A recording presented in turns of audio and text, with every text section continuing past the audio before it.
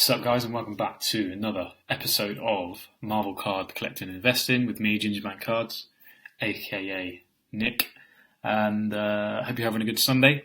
It's been a weird day here in the UK. 1 minute it's been snowing, next minute it's been sunshine, nice and warm. Really strange. So yeah, thank you for all the people that have downloaded and listened to my other podcasts and my other videos.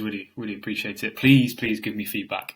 I'm going to curse, so if you think I'm talking shit, please let me know. If you don't, if you enjoy it weirdly, let me know.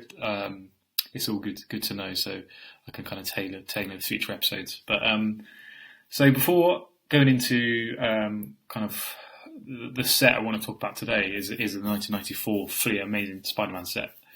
And before going into that, I just wanted to kind of give more of a human element, so you guys start kind of learning about me and as a person, my personality, and what I like to do outside of working and looking at cards and things like that. Because I think that's important with podcasts, to know the person. Like some podcasts I listen to purely because I like the guys or girls' voices, and they talk about random stuff sometimes, not the subject they should be talking about, and I like that because it shows a human side of them, and they're not just robotic. Here is the subject, let's talk about that and only.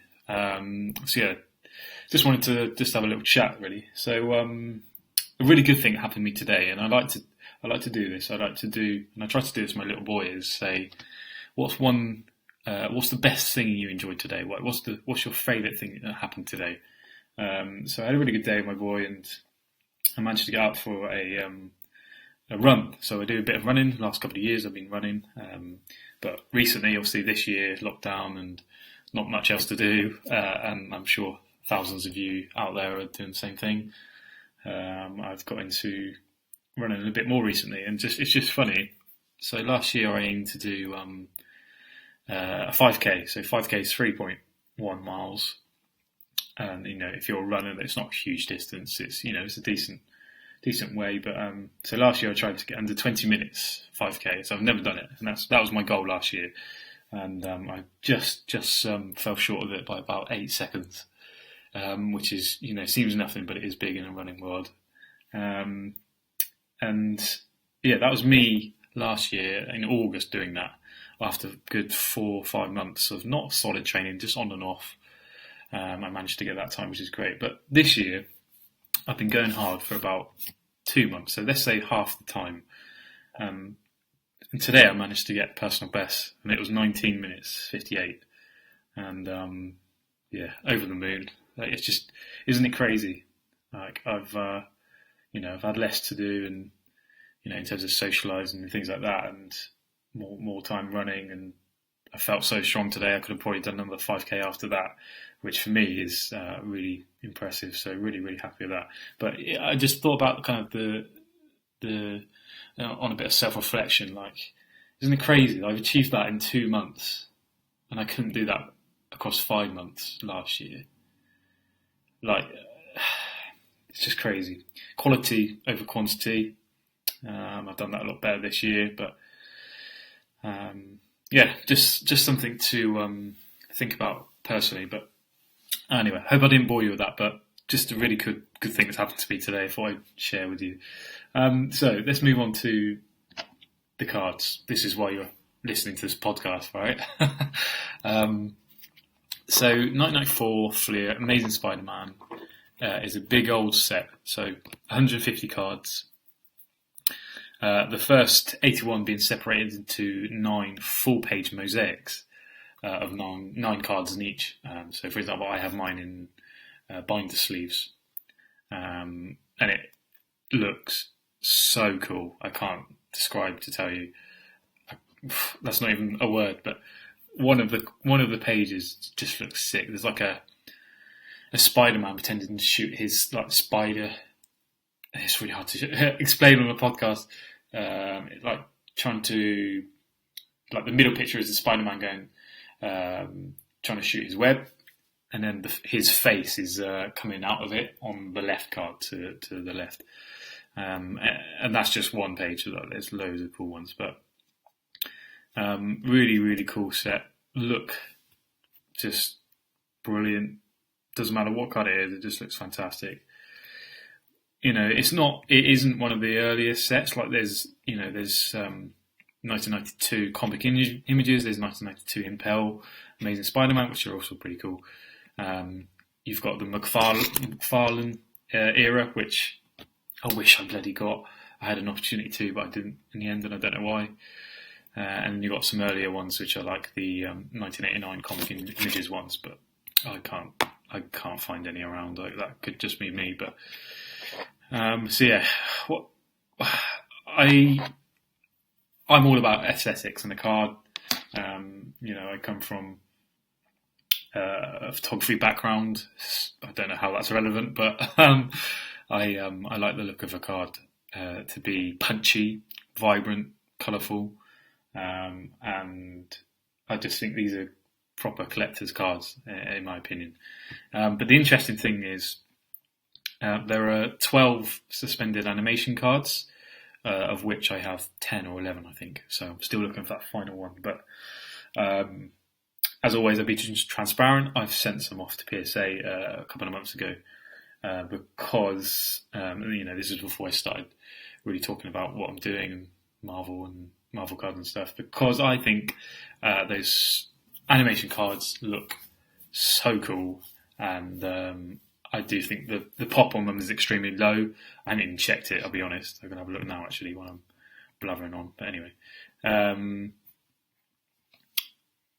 So there's 12 suspended animation cards. And the chase breakdown includes 2 gold web sets of 6 cards, and both numbered 1 to 6. So that's, again, a really, really cool thing. There's also I got like a full page that the guy I bought my cards off of, a full page. I don't know what you call it, but they're all joined together. It's like almost like a poster, and that looks really, really cool. And I'll try and share the artwork on my YouTube video or whatever I'm gonna do. But yeah, really interesting set. Obviously, it's predominantly Spider-Man. You've got Venom, Carnage. The key characters. You've got Lizard, I think, in there. But the backs of the cards are really cool as well. So I'm holding one here. Again, I'm on a podcast, so I'm showing it up to the screen and nothing's happening. So the one I've got is immune to spider sense, and it's a Venom card, and it's number 17. But the back is really cool. It's got like a little, it's Venom's teeth essentially in his face, but it's a really cool looking card. Let's try and get it out here. And yeah, I really enjoyed the set. So what else do I want to talk about? These you can buy. The box is sealed at 300.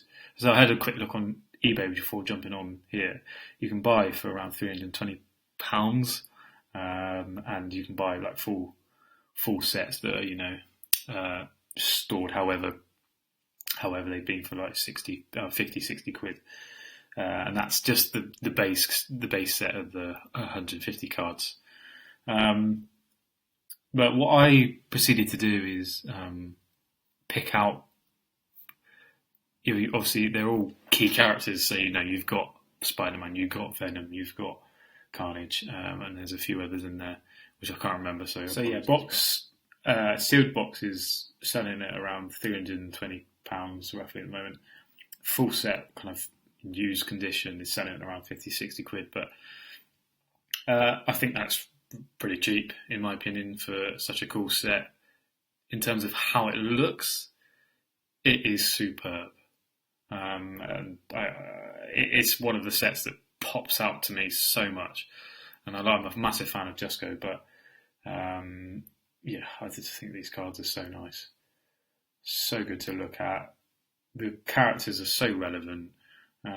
Let's think about how big Spider-Man is. There's a movie coming out later end of this year. I read something about Sony and Marvel agreeing a deal with Netflix after the film's done. And yeah, don't quote me on that, but I'm pretty sure I read that the other day, which was really interesting. So, there's loads of things on Disney Plus with Spiderman. Spider-Man's huge. The Venom movie coming up soon. Just really cool cards. But if you can get those suspended animation cards, I think they're going to be a very good play. And if you were to grade them, obviously I've talked about grading my recent video, and again, I'm not sure what to do right now, but I'm just waiting for CGC to get their bloody act together so I can send some cool Marvel cards there and then have matching comics and Marvel cards together. But anyway, so yeah, in terms of relevancy, fantastic. Are there any downsides to these cards? So the only thing I've seen is, and I've got a whole set, and again, I've bought it off my contact, who I talk to quite regularly. He's a 25-year-old, 30-year-old, not 30-year-old, but he's been collecting for 25 to 30 years, so he's probably 60s. And he's got loads and loads of comics and Marvel cards, so he knows his stuff, and I learned a lot from him.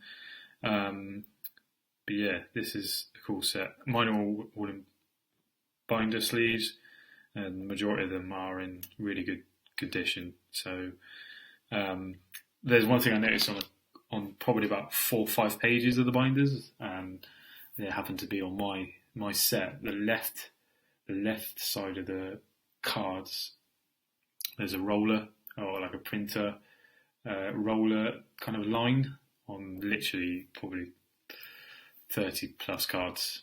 So yeah, whether I got unlucky or that's like many of them, I don't know. My contact put all his cards when he opened the pack straight into binders. So I don't know. It sounds like an old printing issue. I mean, they are 1994 cards, so expect something to happen. But in general, they're in good shape, and yeah, I definitely think they're worth looking into, in my opinion. As always, I am not a financial advisor, and you should always do your own research when you're investing in anything, and this is purely speculative. But I just think they've got some legs. So hope you enjoy the episode. Thank you for listening, and see you on the next one.